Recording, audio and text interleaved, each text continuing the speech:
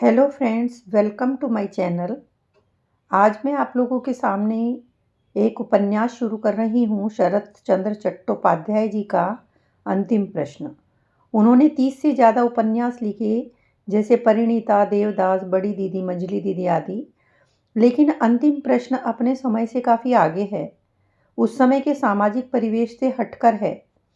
उस समय की नारी काफ़ी कम पढ़ी लिखी होती थी, जो सिर्फ चारदीवारी में रहकर ही अपना जीवन बिता देती थी।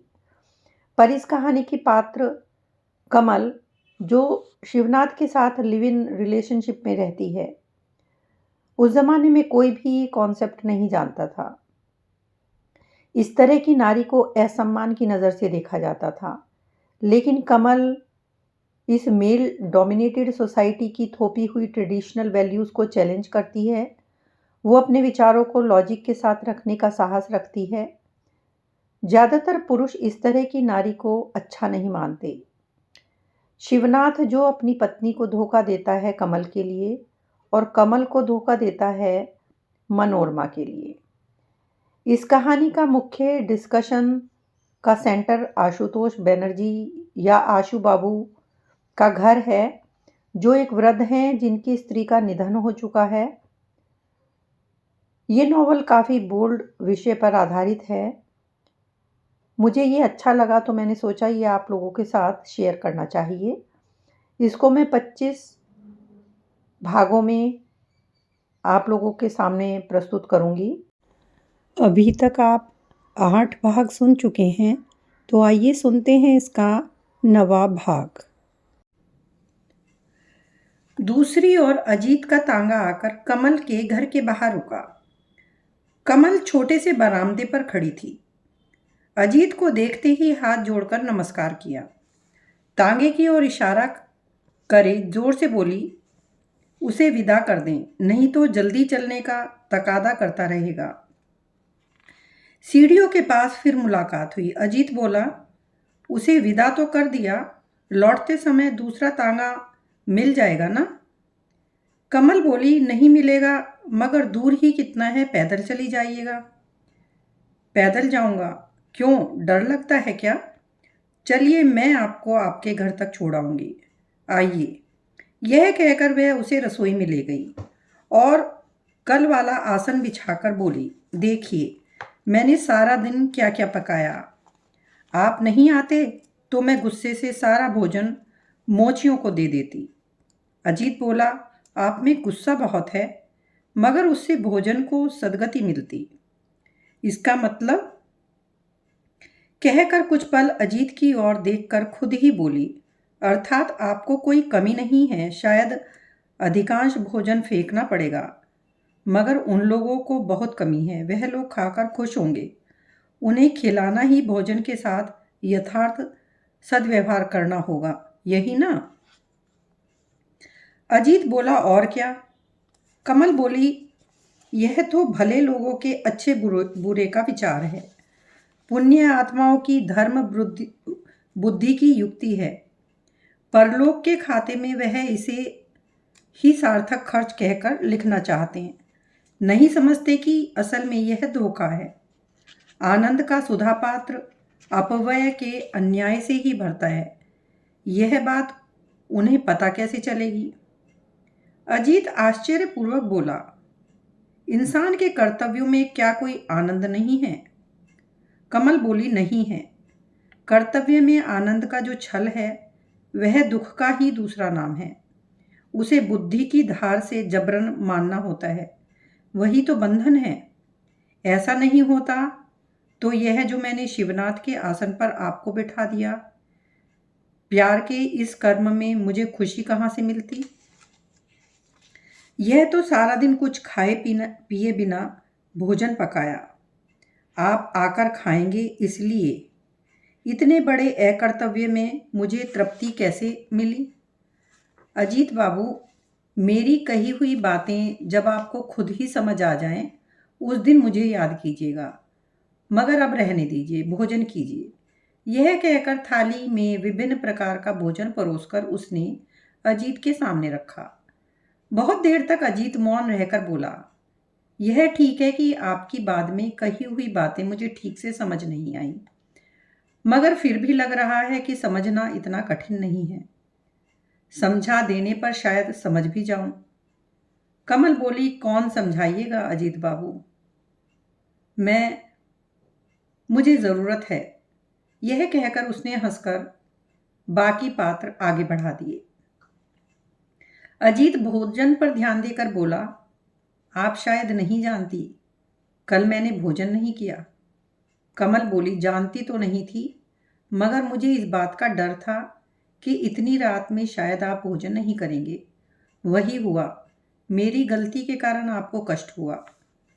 मगर आज ब्याज समेत अदायगी हो रही है। कहते ही उसे याद आया कि कमल भी भूखी है। मन ही मन शर्मिंदा होकर बोला, मगर मैं तो बिल्कुल जानवर की तरह स्वार्थी हूँ। आपने सुबह से कुछ नहीं खाया और मेरा उस ओर ध्यान ही नहीं है। मैं खाने बैठ गया। कमल ने हंसकर जवाब दिया, यह मेरे खुद के खाने से ज़्यादा बड़ी बात है। इसीलिए तो जल्दी से आपको बिठा दिया अजीत बाबू।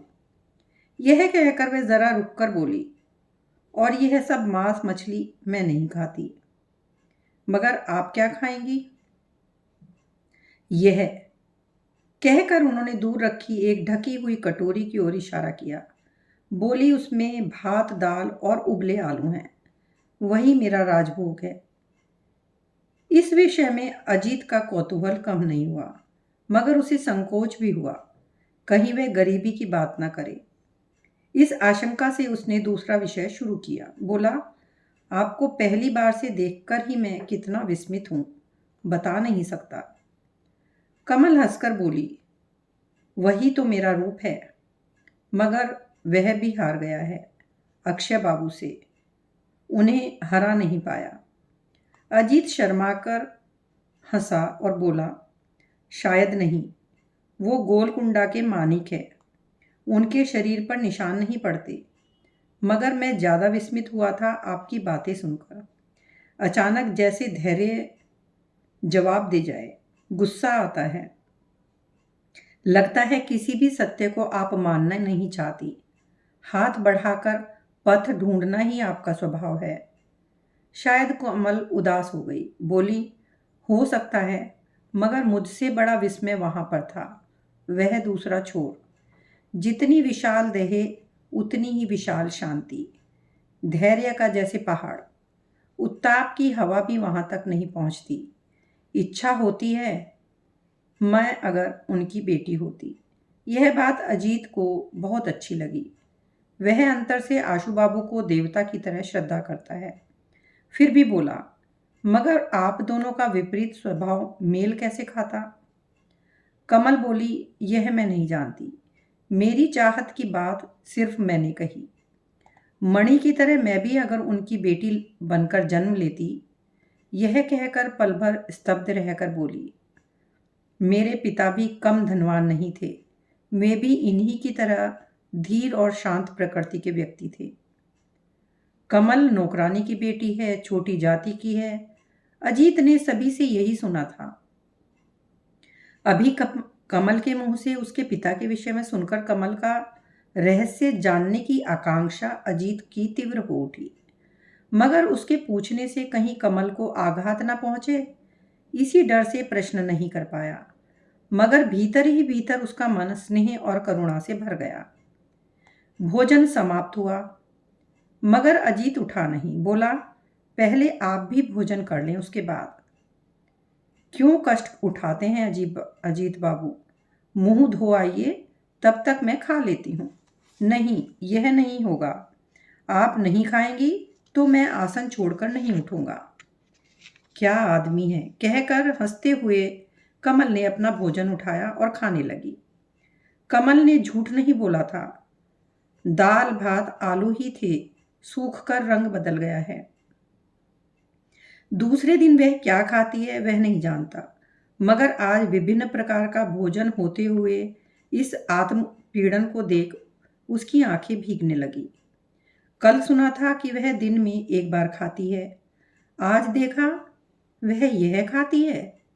तर्क और बहस करते हुए कमल कुछ भी कहे, वास्तव भोग के समय उसका यह कठोर आत्मसंयम देखकर अजीत की अभिभूत मुग्ध आंखें माधुर्य और श्रद्धा से भर गई और असम्मान और अनादर से जिसने भी उसे लांछित किया उस भाव को वह दबा नहीं पाया। आवेग से भरकर बोला, खुद को बड़े समझकर जो आपका अपमान करके आपको दूर रखना चाहते हैं, जो अकारण ग्लानि करते फिरते हैं, वो लोग आपके पैर छूने के लायक भी नहीं हैं। दुनिया में अगर देवी का आसन किसी का है तो वह आपका है। कमल अकृत्रिम विस्मय से चेहरा उठाकर बोली, क्यों? मैं नहीं जानता, मगर यह बात कसम खाकर कह सकता हूं। कमल का विस्मय कम नहीं हुआ, मगर वह चुप रही। अजीत बोले, अगर क्षमा करें तो एक प्रश्न पूछूं? कैसा प्रश्न? पापी शिवनाथ से अपमान और तिरस्कार पाकर ही क्या आपने ऐसी दिनचर्या अपनाई है? कमल बोली, नहीं, मेरे पहले पति के देहांत के बाद से मैं यही भोजन करती हूँ। मुझे इसे खाने में कोई कष्ट नहीं होता। अजीत के चेहरे पर काली छाया पड़ गई। कुछ पल स्तब्ध रहकर खुद को संभालकर धीरे से बोला, आपका एक विवाह और भी हुआ था? कमल बोली, वो असमिया ईसाई थे। उनके देहांत के बाद अचानक घोड़े से गिरकर मेरे पिता की मौत हो गई। तब शिवनाथ के एक चाचा चाय बागान के हेड क्लर्क थे। उनकी पत्नी नहीं थी। माँ को उन्होंने आश्रय दिया। मैं भी वहां आ गई। इस तरह विभिन्न विभिन्न दुखों के बीच एक बार खाना ही आदत बन गई। ऐसा खाना बुरा नहीं, शरीर और मन दोनों अच्छे रहते हैं। अजीत ने ठंडी सांस छोड़कर कहा, आप लोग सुना है जुलाहे हैं? कमल बोली, लोग ऐसा कहते हैं, मगर माँ कहती थी उनके पिताजी आपकी जाति के कविराज थे, अर्थात मेरे नाना जुलाहा नहीं वैद्य थे। यह कहकर वह हंसकर बोली, वे जो भी हों, अब नाराज होना बेकार है और अफसोस करना भी बेकार। अजीत बोला, ठीक बात है। कमल बोली, माँ के पास रूप तो था, रुचि नहीं थी। विवाह के बाद कोई बदनामी होने के कारण उनका पति उनको लेकर चाय बागान में भाग गए, मगर जीवित न रह सके। कुछ महीने बाद बुखार में उनकी मौत हो गई। 3 साल बाद मेरा जन्म हुआ बागान के बड़े साहब के घर में। उसके वंश और जन्म का विवरण सुनकर पल भर पहले स्नेह और श्रद्धा से अजीत का मन जो भर गया था, अब वह वितृष्णा और संकोच से सिकुड़ गया। उसे सबसे ज्यादा बुरी बात यह लगी कि अपनी और अपनी माँ की इतनी बड़ी शर्मिंदा होने वाली बात बताने में इसे बिल्कुल शर्म नहीं आई। कितनी आसानी से कह दिया, माँ के पास रूप था, रुचि नहीं। जिस अपराध के कारण कोई माटी में गड़ने को तैयार हो जाए, वह इसके लिए रुचि का विकार मात्र है, इससे ज्यादा कुछ नहीं। कमल बताने लगी, मगर मेरे पिता साधु व्यक्ति थे। चरित्र, पांडित्य और सत्यता में ऐसे लोग बहुत कम दिखते हैं। अजीत बाबू, जीवन के 19 साल मेरे उन्हीं के साथ बीते थे। अजीत को संदेह हुआ, यह शायद मजाक कर रही है, मगर यह कैसा मजाक? बोला, क्या यह सब आप सच कह रही हैं? कमल ने चौंक कर जवाब दिया, मैं कभी भी झूठ नहीं बोलती अजीत बाबू। पिता की याद पल भर के लिए उसके चेहरे पर चमक छोड़ गई। बोली, इस जीवन में कभी भी किसी भी कारण से झूठी चिंता, झूठा अभिमान और झूठी बातों का सहारा न लूं। पिताजी ने मुझे यही शिक्षा दी थी। फिर भी अजीत विश्वास नहीं कर पाया। बोला, अगर आप अंग्रेज के घर पली बढ़ी तो आपको अंग्रेजी आनी चाहिए। उत्तर में कमल मुस्कुराई, बोली, चलिए मेरा भोजन समाप्त हो गया, दूसरे कमरे में चलते हैं। नहीं, मैं अब चलूँगा। बैठेंगे नहीं? आज इतनी जल्दी चले जाएंगे? हाँ, आज मैं नहीं रुक सकता। इतना देर बाद कमल ने नजरें उनकी ओर की तो कठोरता देखी। शायद इसका कारण भी समझ आ गया। कुछ देर देखते रहने के बाद बोली, ठीक है, जाइए। इसके बाद अजीत क्या कहे समझ नहीं आया। अंततः बोला, आप क्या अभी आगरा में ही रहेंगी? क्यों? मान लीजिए शिवनाथ बाबू कभी नहीं आएंगे, उन पर आपका कोई जोर तो है नहीं? कमल बोली, नहीं। कुछ पल बाद बोली, आपके वहाँ तो वे रोज ही जाते हैं, चुपचाप उनसे पूछकर मुझे बता सकते हैं। उससे क्या होगा? कमल बोली, होना क्या है? इस महीने का घर का किराया दिया हुआ है, तो मैं कल परसों यहाँ से जा सकती हूँ। कहाँ जाएंगी? कमल ने उत्तर नहीं दिया, चुप रही। अजीत ने पूछा, शायद आपके पास पैसे भी नहीं हैं? कमल ने उत्तर नहीं दिया। अजीत कुछ देर मौन रहकर बोला, आते समय आपके लिए कुछ रुपए लाया था, लेंगी? नहीं। नहीं क्यों? मैं जानता हूं आपके पास कुछ नहीं है।